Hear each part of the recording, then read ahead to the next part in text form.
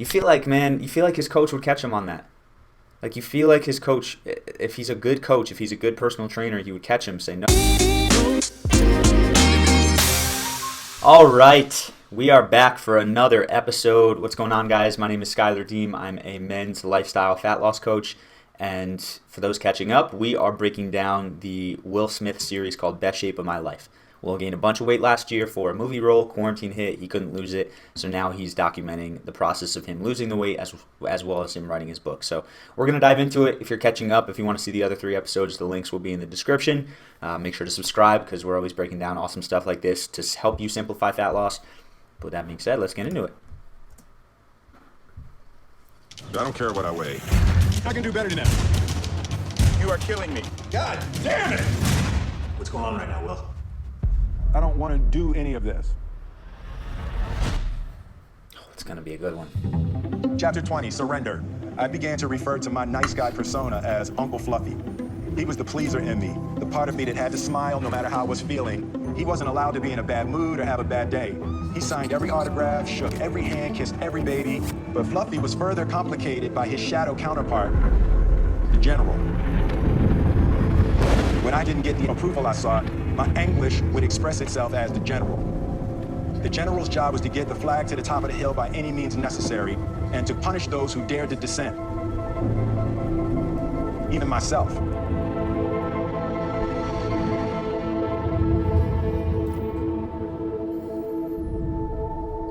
Destruction.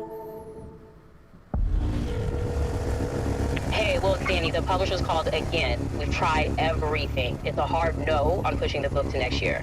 I'm sorry, call me.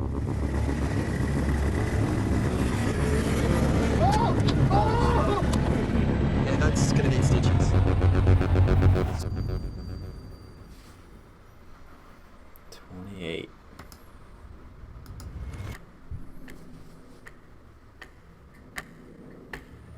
You wrote 3 chapters since last time. Where's Scotty Maybe when 4. you need him? He's eating some crap he shouldn't be eating. He's having a fabulous Chardonnay.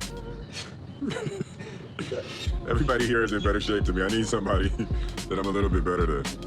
What was my weight last week? So we can get this shit over with. I'm supposed to be 205 when I step on this scale for a pound a week. I don't know how many weeks it's gonna take before old boy get his shit together. That's good. Let's see what I'm gonna be though.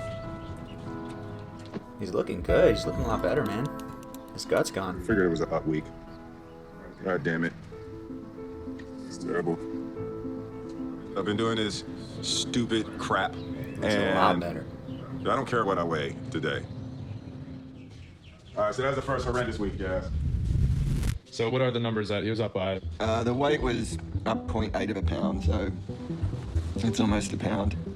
He had a lot that he was sort of working with this week. Oh, Will, can you stand over here? Can you do this? You can speed up a little, Will? They were sporadic. That's why it's so ridiculous to get upset at that number if it's only a pound. Like, I saw a video of this guy weighed himself. He spent like 20 or 30 minutes in a hot tub, and he was down 2 pounds because his body just got rid of water. He had a seltzer water. He was up a pound. So weight fluctuation is normal. Like, if you gain a pound, that doesn't mean you gain a pound of fat. That's not, when you lose weight, it doesn't mean if you lose 5 pounds, you lost 5 pounds of fat. That's not how it works. There's inflammation, there's water weight, there's all these different things. And so, like, getting frustrated with that number when it's such a minimal jump, it just doesn't make sense to me. It's something that I advise all my clients against. It's something that is really hurtful if you let it impact you, which most people do because most people don't have that awareness. It's just data. It's just data. It's not a reflection of who I am. All right, and so the scale's great for measurement, but when you intertwine emotion with it, when you get really hyped when you see a low number, and when you get really upset when that number goes up, it can be really, really damaging to the process. Big workouts. We didn't do them every day. You know, we can't afford to do that with the time frame we're on either. That was a bad week. Yeah. So this week is gonna be ridiculous. Worst mentality. I did bad here. I'm going to try harder. I'm going to push harder this upcoming week, this upcoming workout, this upcoming diet. Terrible, man. 5:15, wake up, weigh in. You feel like, man, you feel like his coach would catch him on that. Like, you feel like his coach, if he's a good coach, if he's a good personal trainer, he would catch him, say, no, it's part of the process. Let's keep what we're doing. Let's stay, just pivot back to the plan. So maybe he's doing that off camera, and maybe it just doesn't fit the narrative of the show. I really hope he is. But that's That's frustrating to me, man, because Will's putting in the work, and now for him to just self-sabotage and go all in and restrict until he falls apart, like, this is the road to him losing the weight, yeah, but probably gaining it back within the next few months. Run. Then come back, right down. Then I'm into the bag. The first workout. And a second workout. Do a finisher just to blow it out. Then I've been doing a writing session. I get it. Luke's done. It's 4:27 a.m. Now Dude. we're going running. Just pacing for tonight. Come back. And then going to shoot things to make a show. Training. I only got 4 hours and 28 minutes of sleep. We're good to go? Ready? Ready to call blind job. I don't know where I'm going with this. Dude, of course he thinks it's stupid. 2-a-days? Will is somebody who has My been so goodness. rewarded by the world for putting his head down and grinding and getting the win. The first thing I think as a psychologist in his presence is, how the heck does this guy cope when he's not winning?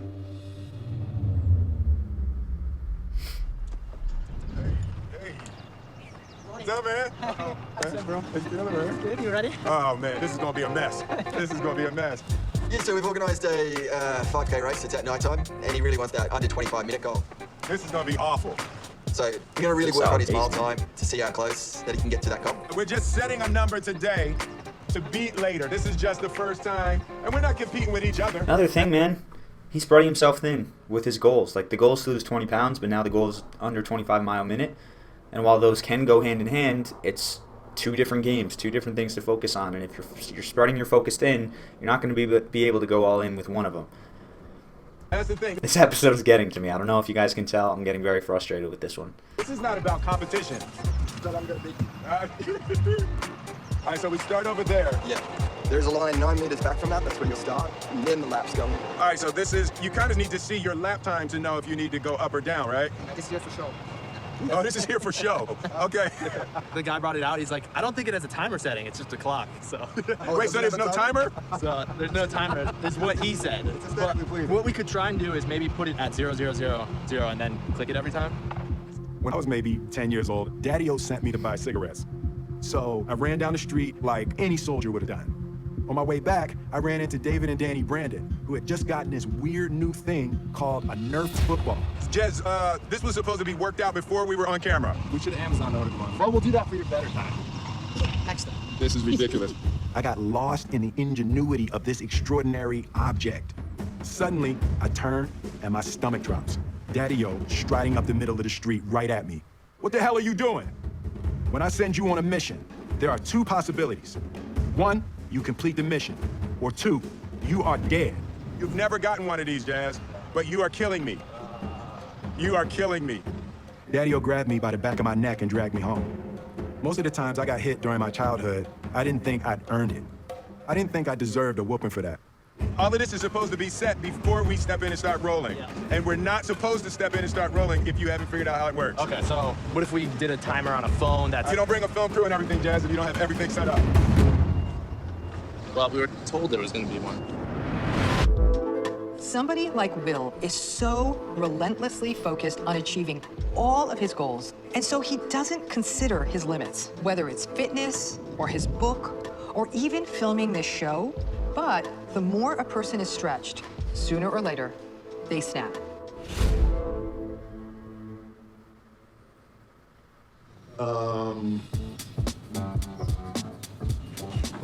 Let's go to another document.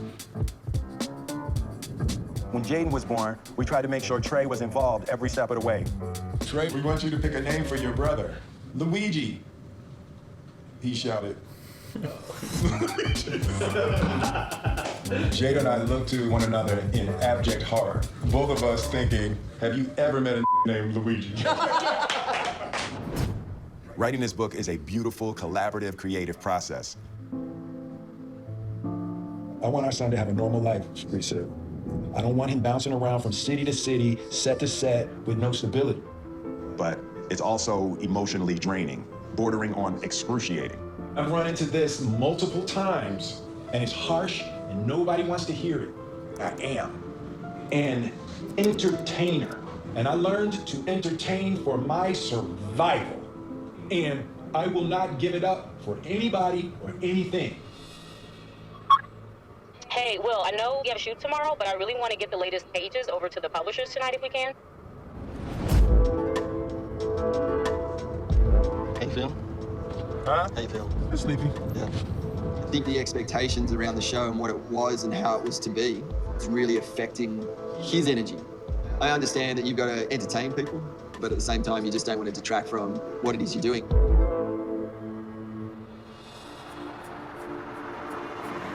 Uncle Fluffy was born as my strategic childhood persona.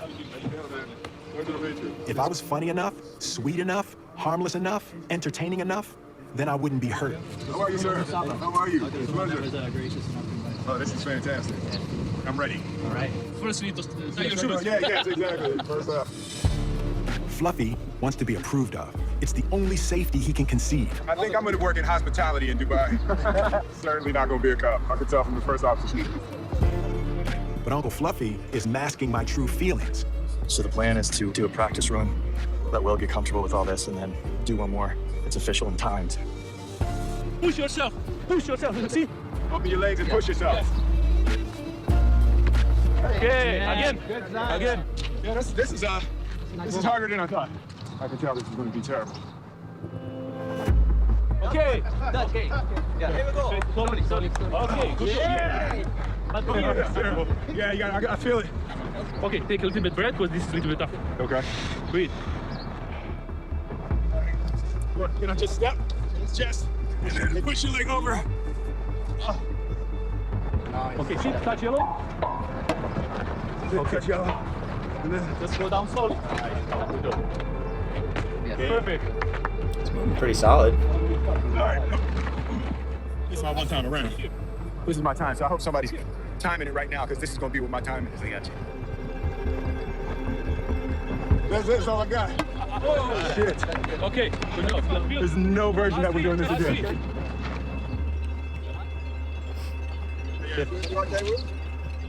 I'm done. I'm done. What's going on? Oh man, he's looking pretty tired. All right, we're good?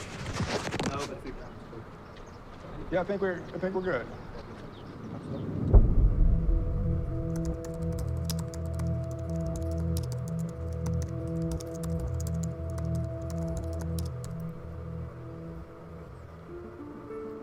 The downward spiral had begun. Hand in His Corner came out on Halloween 1989 and flopped hard. Jeff had retreated to his mom's basement. His reaction to the looming winter of our careers was to hibernate. He had turned down a chance to do a show in Africa and a tour in Australia. I was pissed that he was hiding. It seemed like cowardice on his part. I felt like he betrayed me. In retrospect, I could feel the impending onslaught, but I couldn't figure out what to do or how to stop it. And I certainly didn't think it was going to get as bad as it did.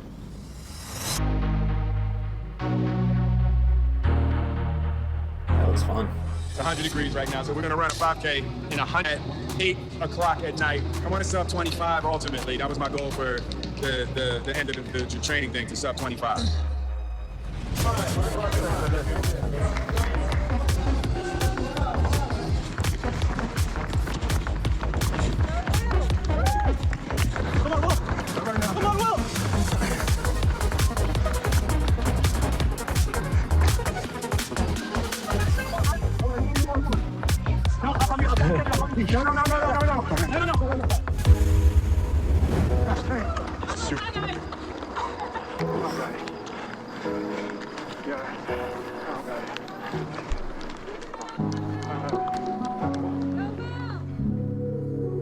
This is the perfect representation.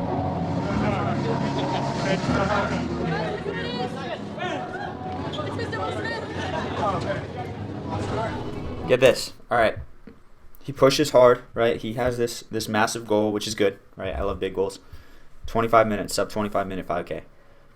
He realizes that he missed his goal, and he's saying to himself, I don't got it. And he's being hard on himself, and his energy drops. When your energy drops, you're less likely to follow through and push.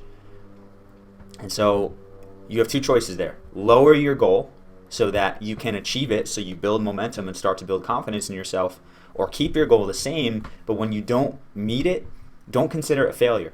right? Continue to push, because if he wasn't saying, I don't got it, and he was still going as hard as he could have probably cut off another 30 to 60 seconds on that race.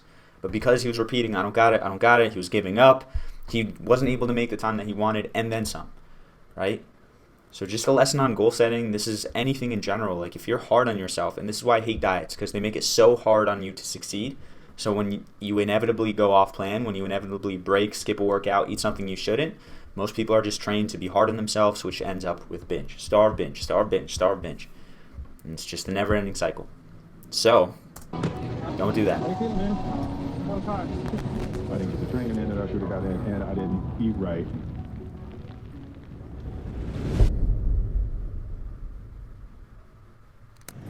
Will didn't show up this morning. We're here making the best of it, shooting some B-roll stuff. Obviously, the idea was to shoot him, but we roll with the punches out here, especially on this journey. What'd you just say? No gym today. Is that what he just said? Yeah, they just sent for a. How many times has he canceled? Like, how many times has he canceled workouts for the show? I think this week's different. I think a lot of the times, like, he's been monitoring, his fatigue. Right. And so, like, there's a bit of wisdom in, taking rest days here and there, because we can, flip the schedule in terms of the days off. But this week, it's not about that.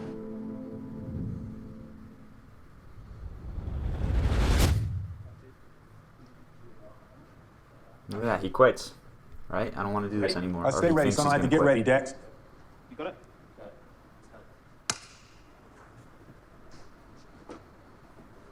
Do I need to be higher for that light, or we're good here? Good down here? All right. Am I looking at you, or am I looking down the barrel? Down the barrel. All right. What are the tensions you're doing? Tensions? Dramas. The lead tension for me is the book. I'm writing my book, I'm writing my memoir. There's a deadline, and it's like exposing my life and so many things that people don't know about me. So I think on a daily, the emotional exhaustion of mining those, sometimes traumatic experiences from my childhood and from my life in general, emoting in that way really saps my energy. I didn't even think about that. That is an awesome point. Like, it's not just the workouts, it's not just eating, but he's doing the deep emotional work of writing a novel, which I'm sure is exhausting. So there's even more reason to dial back the workouts, more reason to dial back the restrictiveness of what he's eating, so that he makes more emotional space, really just emotional space for the things in his life that are really taxing him. What's coming up for you that's not physical? I don't want to do any of this. I'm finished with this project in my mind. The use of this time right here is not valuable to me. It goes against what I want to be doing. It goes against coming in at the weight, and it goes against what the whole point is. And I'm really done with all of this, and I don't want shooting it to get in the way. And we blew it. We missed it. It's over, and we got to stop, and I'm ready to stop.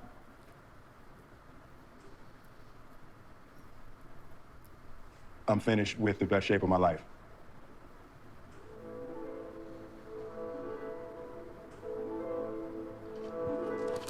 Everyone's like, we sunk a couple $1 million I'm into getting the this, best shape of couple my life. $100,000. I don't want shooting the best shape of my life to get in the way of me getting in the best shape of my life. Okay, we're done. Let's pack it up.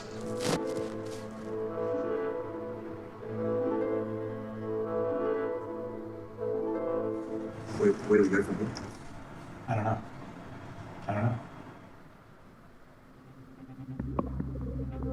Yeah, man. Wow, that was a really good episode. I obviously got frustrated a few times because of the realness of this, right? Like, there's, from my perspective, someone who's been doing this for a couple of years and who's been able to notice human patterns and really study the psychology of weight loss. This is pretty obvious to me that they're going about this the wrong way. And again, there's a whole different factor in there from the entertainment aspect, from wanting to document, from wanting to make this a show that people watch. And so I get that if you just kind of did the easy things or the simpler things, it wouldn't be as extravagant. It wouldn't be as extravagant as watching him do, climb up the Dubai stairs and do obstacle courses and all of that. But sometimes it's about effectiveness. But obviously there's that balance, right? If they just went that way, they'd probably lose a lot of entertainment. So it's a good show. I'm really enjoying it. But with that note, if you're interested in learning about what we do, our process of using fasting and resistance training and really just making it very simple and straightforward, check the link in the description of this video. It's going to have a free training we put together that just walks you through our entire process, why fasting is so effective, why we do what we do.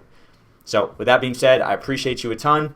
And of course, subscribe to the channel if you're looking for more, and make sure to eat smart, move more, sleep deep, and be grateful for this moment. I'll see you next time.